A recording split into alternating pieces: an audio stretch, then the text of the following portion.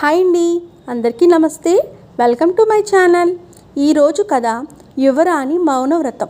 కోశలాదేశపు యువరాణి మయూరీదేవికి యుక్త వయసు వచ్చింది.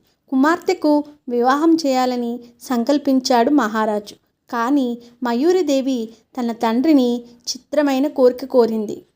ఆ రోజు నుంచి తాను మౌనవ్రతం చేపడుతున్నానని, తన వ్రతాన్ని భంగం చేసిన వ్యక్తినే తాను వివాహం చేసుకుంటానని చెప్పింది. ఎందరో యువకులు వచ్చి యువరాణి మౌనవ్రతాన్ని భంగపరచాలని ప్రయత్నించారు. వారిలో ఎందరో అందగాళ్ళు, వీరులు, శూరులు ఉన్నారు.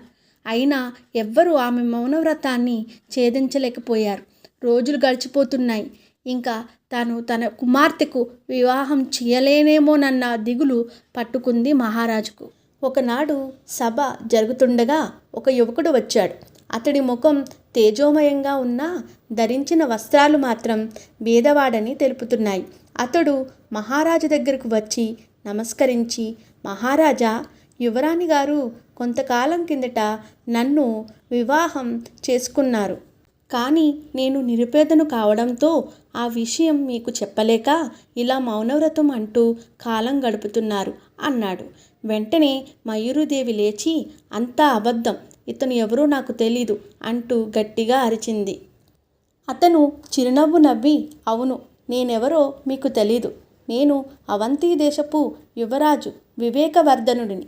మీ మౌనవ్రతాన్ని భంగం చేయడానికే అబద్ధం చెప్పా అంటూ మారువేషాన్ని తొలగించాడు. వివేకవర్ధనుడి చతురతకు మెచ్చిన మహారాజు తన కుమార్తెనిచ్చి అంగరంగ వైభవంగా పెళ్లి జరిపించాడు.